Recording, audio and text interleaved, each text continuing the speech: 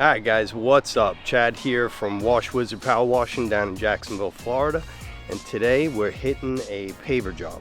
So we're actually going to be doing a paver seal for this customer. They're looking to get their driveway and little back patio piece done. So today what we're going to be doing is we're going to be hitting up these pavers with some pressure to clean up the joint lines. Really important. So these are older pavers, and you can see they've been sitting for a while. One of the things you want to look for when you're looking at a paver job for sealing, this is in my opinion, is effervescence. So what happens is when you got new pavers, after 90 days, 120 days, being outside in the elements, what happens is all the minerals from the paver start to rise to the top. And when they rise to the top, it gives the paver a very hazy kind of look. So when we see something like that, we know we have to hit that with some kind of an effervescence cleaner. Really important when you're using an effervescence cleaner, there's a million of them out there. You could look them all up. You got to be careful, because you don't want to use that cleaner and then say do your sealer, because what you have to do is you have to neutralize that acid. All right, that's not like a degreaser, that's actually like an acid. And if you leave that in the paver and then seal on top of it, you're going to have clouding and delamination issues in the future. So that's really important. Prepping your paver jobs is really important. So in this case, these are old pavers, and I don't see a whole lot of the effervescence staining at the tops of them. The ones in the back are probably even much older, and you can see how dirty they are. So I'm not going to actually hit these with any kind of effervescence cleaners. What I'm going to do is just treat them like a regular paver, hit them with a SH, clean them up. See these back ones? You can see all the mildew and mold in them. And what we're going to do is, if you can see right here, we're going to knock all this moss out of these joints. You want to clean these joints up, and you want to get down, because when you put your sand mixture into your joints, you want that sand to fall down into the joints. So I'm going to get to washing this down a bit. I already hooked up my feed line for my buffer tank to get the soft wash out. Now when I do paver jobs, the first thing I do is I hit them with a turbo nozzle. I don't just hit them with a surface cleaner. I like to really knock out everything out of those joints, and I find the turbo nozzle, an agitating turbo nozzle really seems to do the job well. It takes a while, you're gonna manually do it by hand, but you want to get these joints really clean. You got to get all of this growth out of them, and you want to get them down to the roots. That's why we're going to hit this with SH, because the SH is going to go right down to the roots of all the vegetation and kill everything. So when we do come back to seal this, which won't be today, everything will be totally dead. We could just brush it off, blow it off, and we're ready to put our locking joint sand in.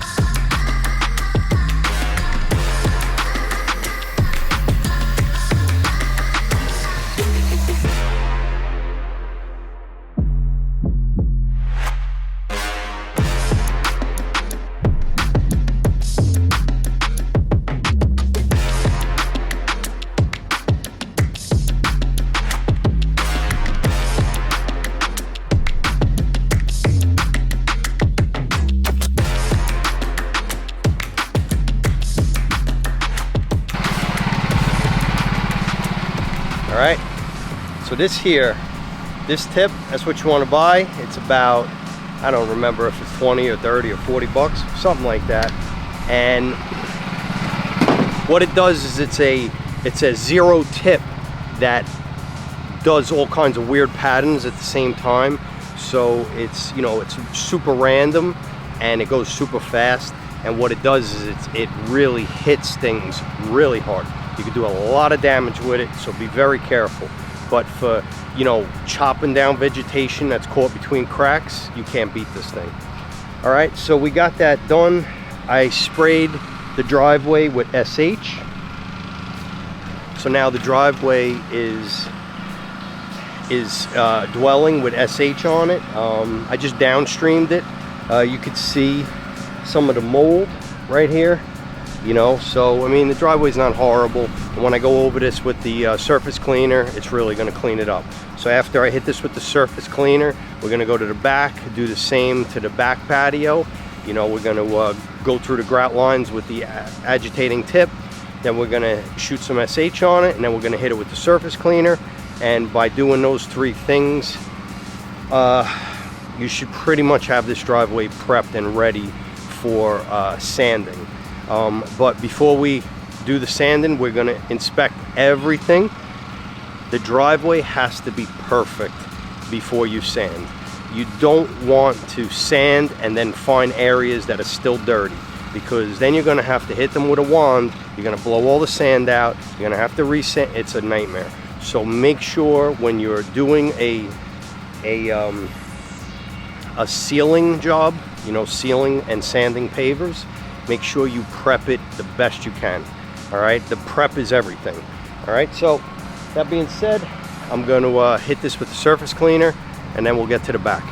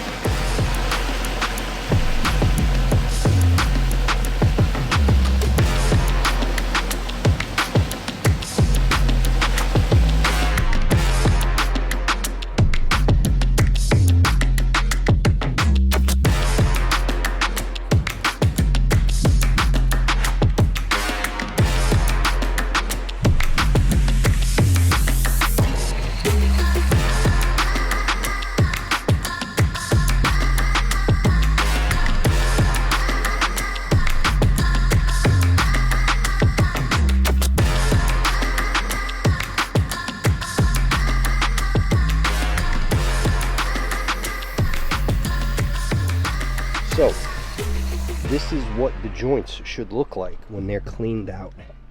You see that joint right there? It's deep. It's about a ½ inch or so. You see these joints? You could see down into them. That's major. You have to have clear, clean joints.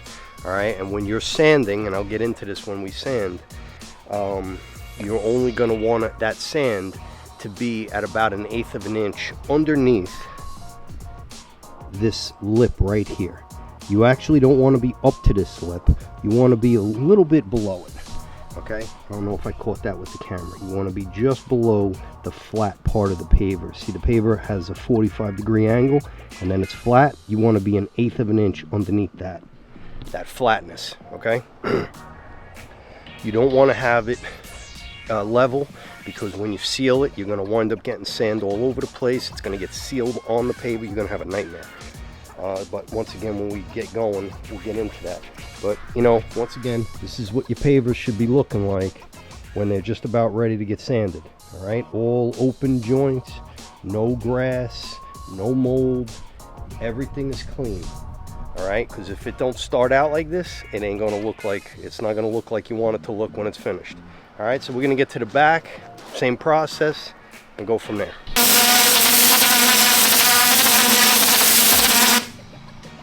I mean, is that thing crazy or what? So watch this. These are all roots. This is all roots right here. You can see all the roots.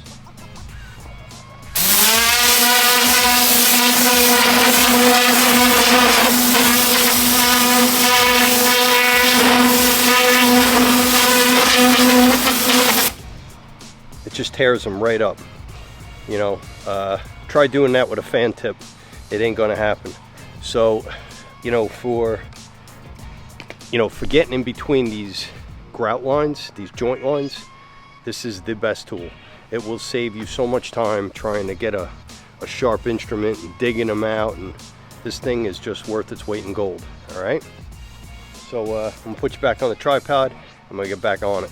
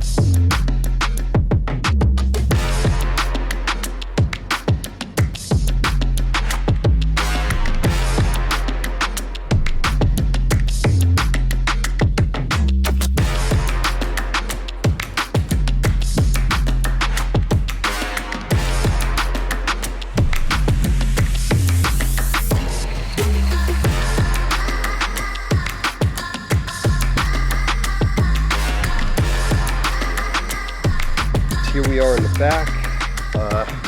It's pretty much a wrap for today. We got everything all cleaned up, ready for sanding.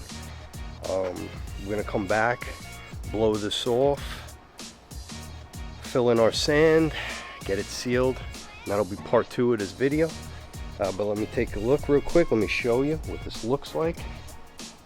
Once again, joints are nice wide open. Now, as I said, this is not going to come out great because the pavers are uneven.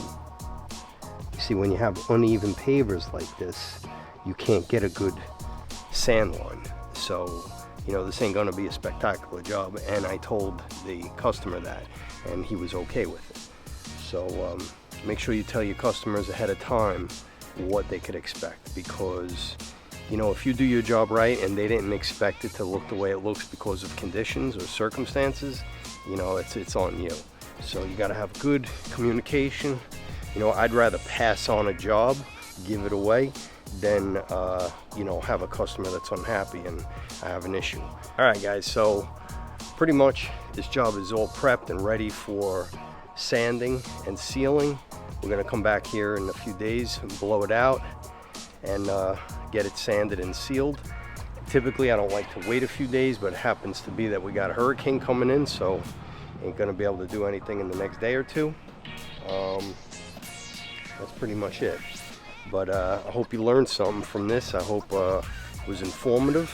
And check out this video somewhere around here for more information on exterior cleaning and power washing. And until next time, I'll see you then.